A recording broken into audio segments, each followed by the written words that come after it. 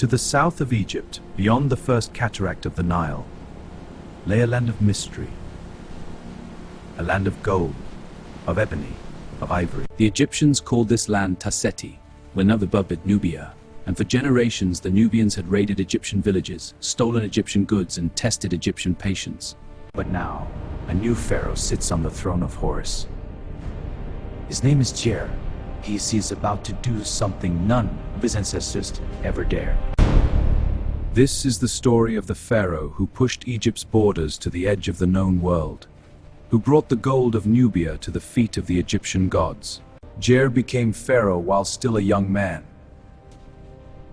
But he was not young in spirit. He had watched his father Horus build Namur. My grandfather united Egypt. My father built its capital. But what did they leave for me? A kingdom that pays tribute to barbarians because we are free to stop them. يا جلالة الملك هم معرقين أشياء سهام العام الجاد والأطوى. كثير من الفراعنة قبلك فكروا في غزو النوبة ولم ينجح أحد. Then they were not strong enough. They did not want enough. I am not my ancestors, I am Djet, and I will not rest until every Nubian chief bows before the double crown. Prepare the army. We march south at the next flooding of the Nile. Nubia was not a single kingdom. It was a collection of independent chiefdoms, each ruled by a local chieftain. Some were friendly to Egypt, most were hostile. All were dangerous. The Nubians were masters of the bow. Their arrows were tipped with poisons to extract the scent. Egyptian soldiers feared the Nubian bow more than any other weapon.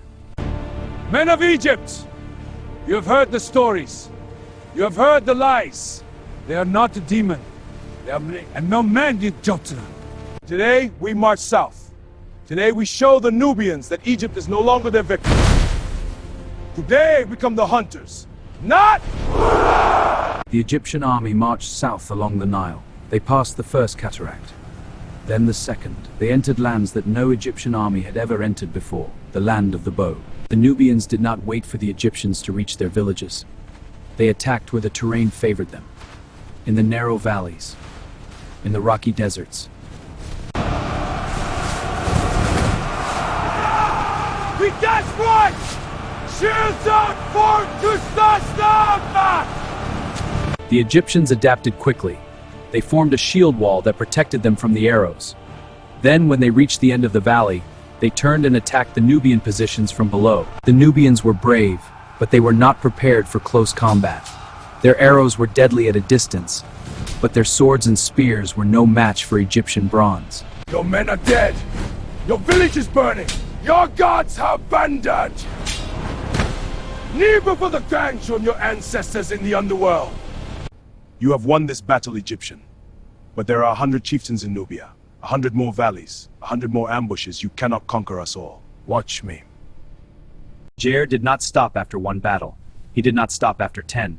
For years he pushed south, capturing Nubian villages, destroying Nubian armies, and taking Nubian chieftains as prisoners. By the end of his campaign, Djet had pushed Egypt's border more than 200 miles south of the first cataract. He had captured so much gold that Egypt's temple. When Djet returned to Memphis, he was no longer just a pharaoh. He was a legend. The first pharaoh to go south to the throne of Earth.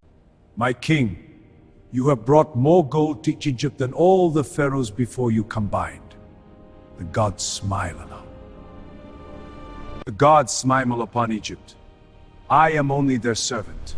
And as their servant, I will continue to expand their kingdom until all the world bows before Horus. Djet ruled for approximately 40 to 50 years.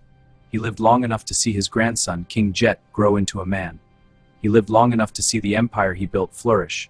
But Djet's tomb at Abydos holds a mystery that still puzzles archaeologists today.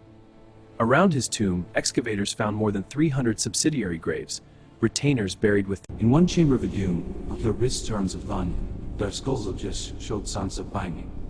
Their skulls showed out for Raha. His skulls showed signs of Antithawah. Djet's reign brought Egypt great wealth and power, but it also brought darkness. The practice of human sacrifice, which had been voluntary under Horus. Djet was a great conqueror, a builder of empires, a bringer of gold. but he was also a man of his time. The conquest of Nubia changed Egypt forever. The gold of the south financed the great building projects of the first dynasty. The Nubian soldiers were conscripted. لكن الأسرة الأولى لم تكن خالية من التحديات. بعد جحرة جاء ابنه الملك جت، وحكم جت كان قصيرا وغار. In our next episode, Djet, a king whose tomb was the over of the Islamistus Pharaohs. A king whose Djet, and why did history forget him?